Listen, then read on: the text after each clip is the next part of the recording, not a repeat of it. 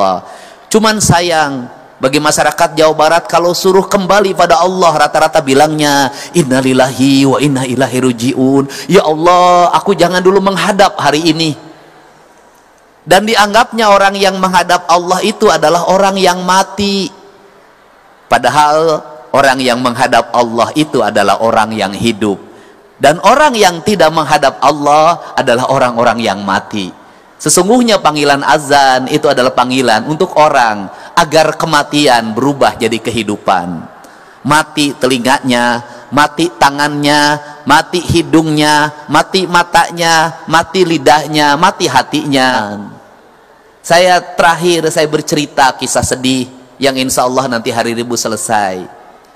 Ada seorang ibu yang speak up di media sosial karena adiknya ditahan, dituduh, dan fakta bukan tuduhan, membeli motor curian.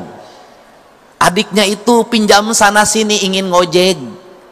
Untuk membeli motor curian itu maka terkumpullah uang 2 juta. Dia tidak tahu kalau motor itu yang dibeli adalah motor curian. Pencurinya tertangkap, maka Mang Eheb yang membeli motor ini pun ditangkap dan ditahan. Saat pergi menuju tahanan, anaknya baru terlahir. Dia punya 3.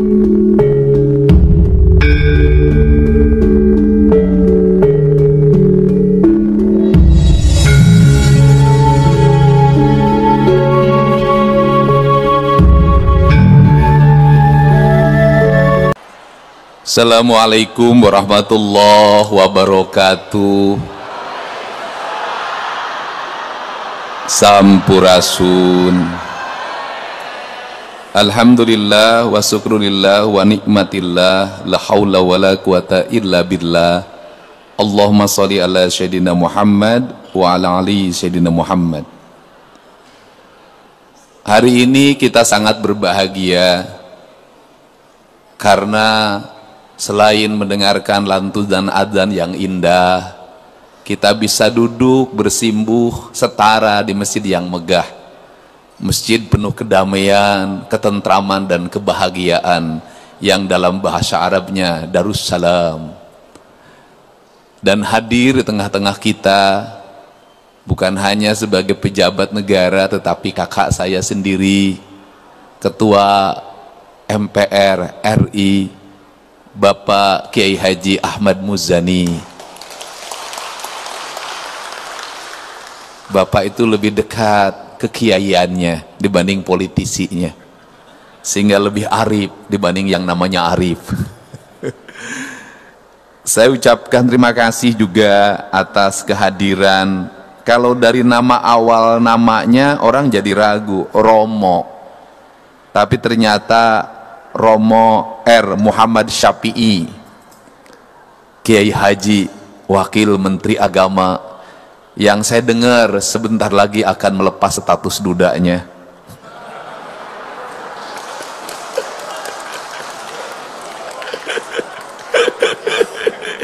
Gubernur boleh Pak nyandain Wakil Menteri Agama.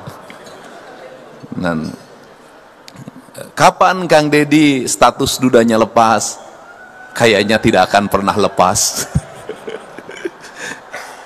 Saya hormati, ini adik saya, namanya sama, cuman tidak pakai Dedi, Kang Mulyadi, anggota DPR RI, terima kasih.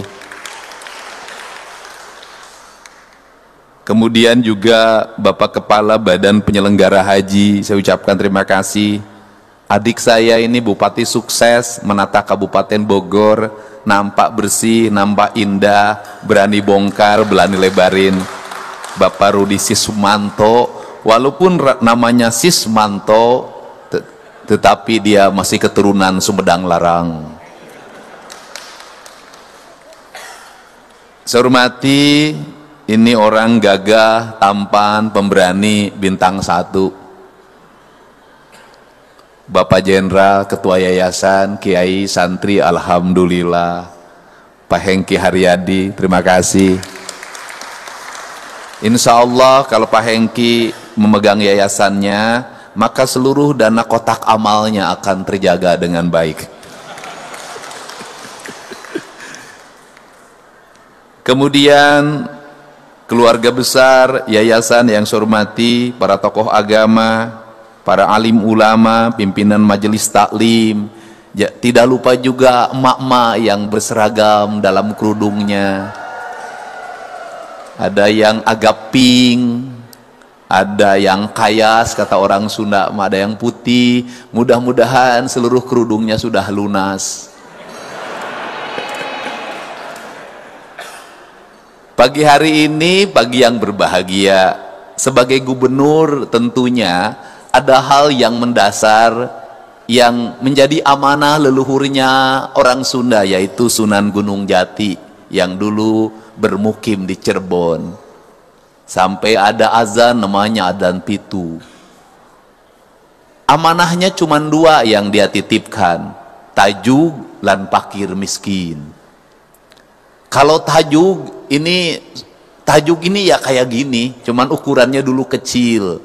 Tajuk yang dulu itu terbuat dari bambu, kemudian pakai telapak batu, dikasih tiang penyangga kayu-kayu jati, kemudian diletakkannya di pinggir mata air dekat kolam. Kemudian di tempat itu ada azan yang dilantunkan tanpa pengeras suara. Di ruangannya hanya lentera untuk mengajarkan ngaji guru pada muridnya. Dan di tajuk itulah nilai-nilai kedamaian, nilai-nilai kerukunan, nilai-nilai spiritualitas bagi anak-anak pedesaan terbangun. Belajar ngajinya lama, ada yang dari alif batasa sampai narawas, itu ada yang 1 tahun baru bisa, 2 tahun baru bisa, bahkan ada yang 6 tahun baru bisa. Tetapi selama perjalanan mengajinya itu, anak-anak itu tumbuh dalam harisma spiritualitas tajuk. Maka ada kakawen dalang namanya begini, gedong dhuwur kali sambung, paguliman sesepiting trim, pepetetan samia murag, balingbing lan jeruk manis. Gedong dhuwur artinya bangunan yang sangat tinggi yang menghubungkan bumi dan langit. Maka orang Sunda meletakkan di atasnya menara disebutnya, yaitu yang menjadi penghubung antara bumi dan langit. Dan yang menjadi penghubungnya adalah suara azan untuk mengingatkan orang agar dia kembali pada Allah. Cuman sayang, bagi masyarakat Jawa Barat kalau suruh kembali pada Allah, rata-rata bilangnya innalillahi wa inna ilaihi rajiun. Ya Allah, aku jangan dulu menghadap hari ini. Dan dianggapnya orang yang menghadap Allah itu adalah orang yang mati. Padahal orang yang menghadap Allah itu adalah orang yang hidup.